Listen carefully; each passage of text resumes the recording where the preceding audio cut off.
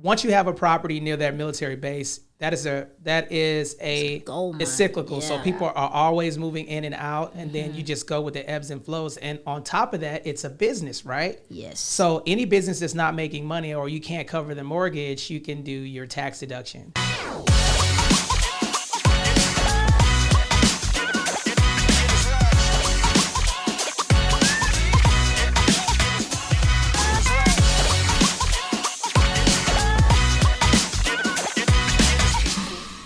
Good morning, ladies and gentlemen. This is Anthony Glenn checking in with the SITREP podcast, where we teach you how to win in real estate. And today I have Tamara Moody and I have Bevan from TC Let's go. Yes, sir. All right. So today I have an awesome guest, Tamara. Tamara, you want to introduce yourself? My name is Tamara Moody. So I'm currently active duty Marine, stationed at Pendleton, transitioning and going over to Quantico.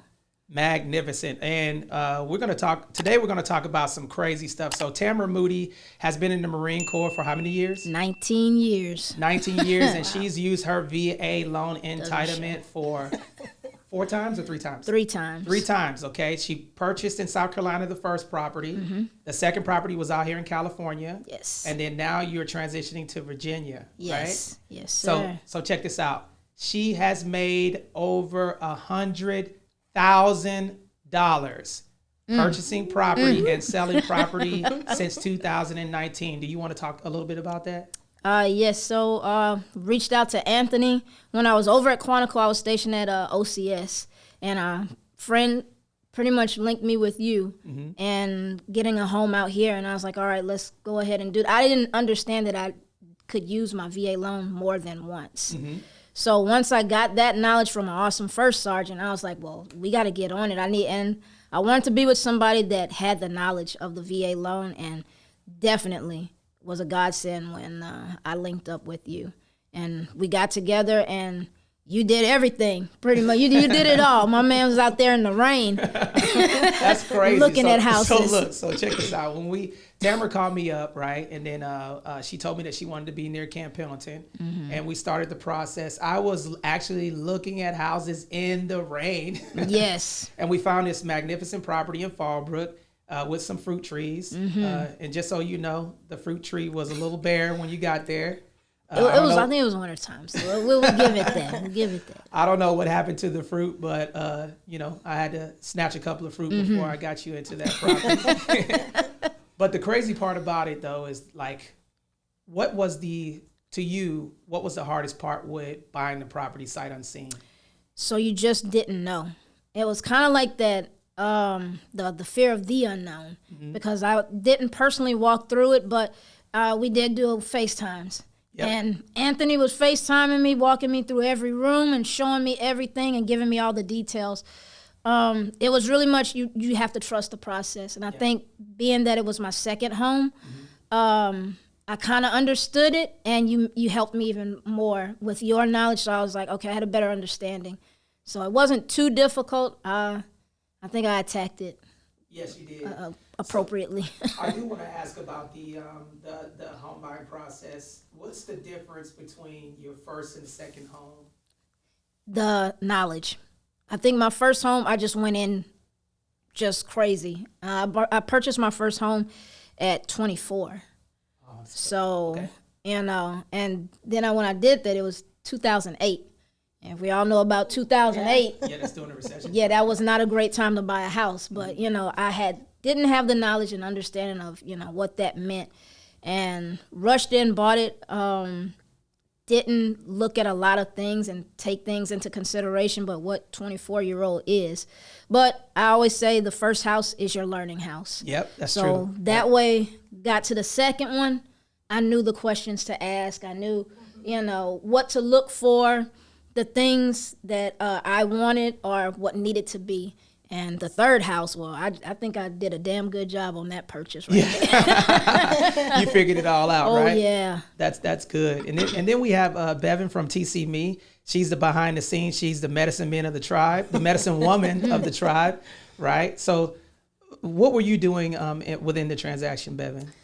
So, we handle, as soon as you find the home that you wanted, we handle getting that sold for you. So getting your contract accepted, all the paperwork, all the disclosures, all that information you need to give to the new buyer, we help get that together, make sure they know what they're buying, just like you did with your first home. You know, it helps a lot. So yeah, we went through a couple of escrows to get there, but we got it done, you know. And the reason we kept doing it. And the reason why I wanted to bring Bevan on is because a lot of people don't know that there's a lot of moving parts behind the scene. And I will tell you right now, if it was not for her, you know, getting all of the administrative stuff done behind the scenes and assisting me with canceling the contract and then getting another buyer for the property, because we did have a little storm in the transaction, but we were able to get it done. In regard to what you were doing behind the scenes, Bevan, can you talk a little bit about what you had to do, like what you do for TC? Sure. Yeah. I mean, again, we acquire all the paperwork that everybody's going to need. So there's inspections that need to be in on time, contingencies that need to be removed on time. That way we keep the buyer and they know as much about the property as possible. So there were, you know, that's kind of the main thing. So everybody's aware and informed.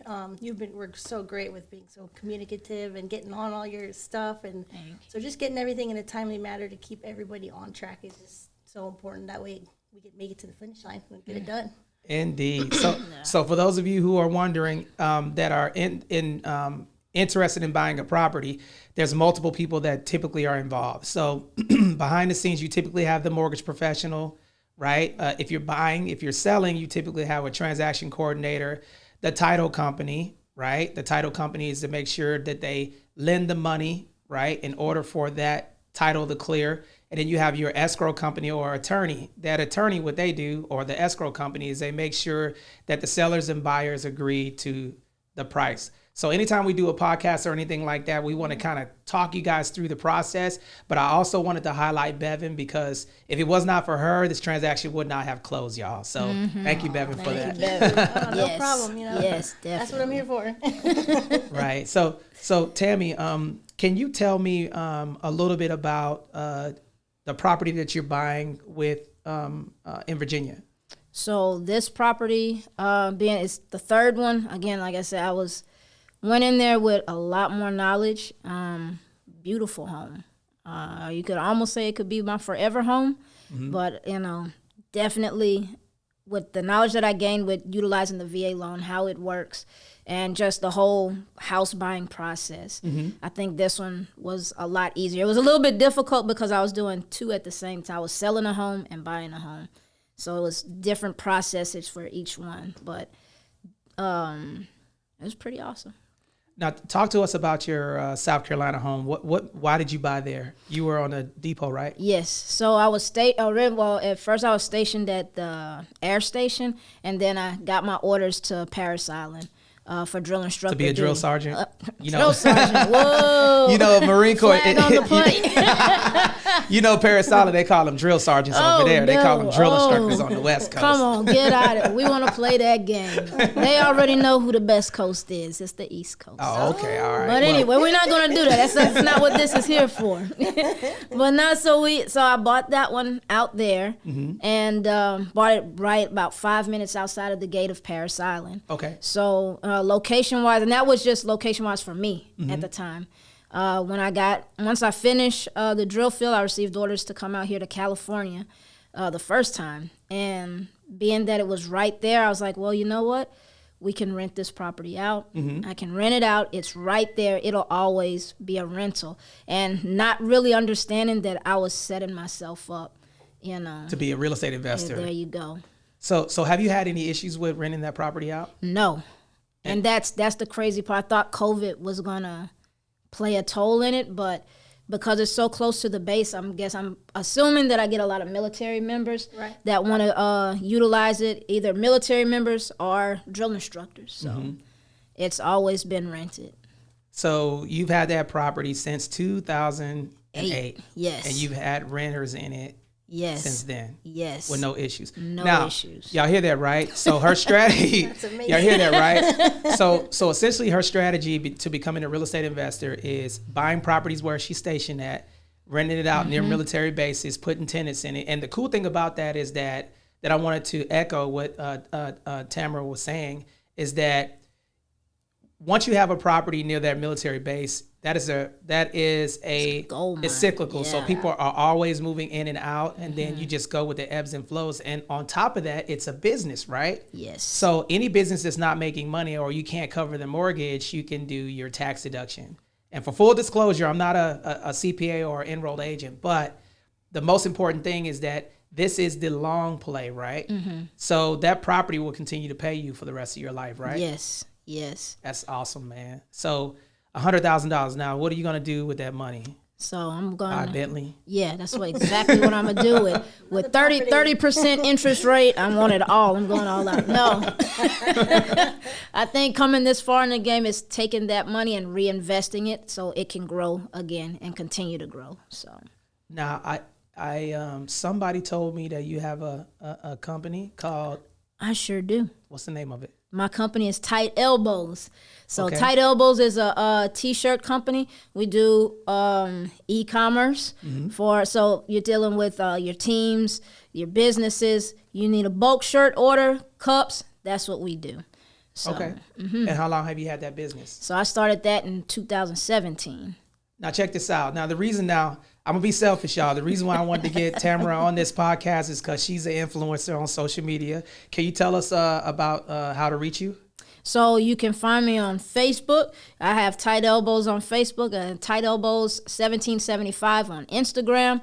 And if you're trying to reach out to me on email, it'll be tightelbows1775@gmail.com. That's awesome, man. So listen, here's what I hear. Okay, so influencer, okay, U.S. Marine, drill instructor, staff non-commissioned officer, going into your fourth quarter in the Marine Corps, real estate investor, entrepreneur. Is there anything that you can't do? I mean, I really couldn't answer that question. That's a tough one. That's good, I want to man. know about Tight Elbows. Where's the name come from? Oh, so drill. Okay, You know, when sorry, you're I doing don't drill, that was a correction that drill instructors would make when the recruits were holding their rifles to keep the elbows tight to the body. And I just kept saying it. I would say it all the time. If somebody said, "Oh, that sounds awesome," I'd be like, "Yeah, tight elbows." It just was my thing, and I figured, well, let me go ahead and name my business after that. Are all the T-shirts tight? You got any? Oh, they're very, you know what I'm saying? Show that Marine Corps muscle, you know? Make you look good, even when you might not, but it make you look good.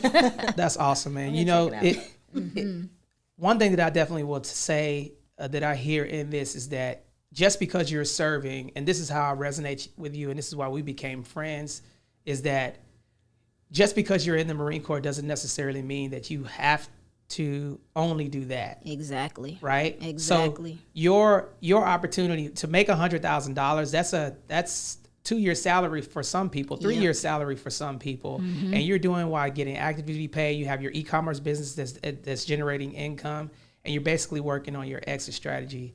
I salute you with that. Thank you. Thank you. 100%. I do have a couple of other questions. What advice would you give service members while they're in? Because I know you're an influencer. I see you on social media cracking people up. But one thing that I do know is that you're a servant leader. Yes. And I see that resonating with people that you serve with. Everybody knows Tamara Moody. What advice would you give service members that are transitioning out of the Marine Corps, and what would you tell people from investment strategies that are coming in the Marine Corps? So coming in, I would say have a plan. We were talking earlier about, joining the Marine Corps. In the beginning, I joined because I didn't want to go to college. Honestly, I was like, I knew I was going to party. I was going to do too much. I was going to waste my parents' money. But I also knew that I didn't want to waste my time in trying to figure out what I wanted to do. So joining the military gave me that step up and figuring those things out and helping me gain that, build that plan and structure my life. So I would say coming in, have a plan on what you want to get out of this. For those transitioning out, I hope and I pray that you had a plan, before you said, well, I'm getting out this year. You're kind of late, and I'll sit down with my Marines and I'll tell them, if you're planning on getting out, if that's what you want to do, 2 years, start planning. Start looking at jobs, thinking of ways that, what do you like to do? How can you create that second hustle? because that's what I did.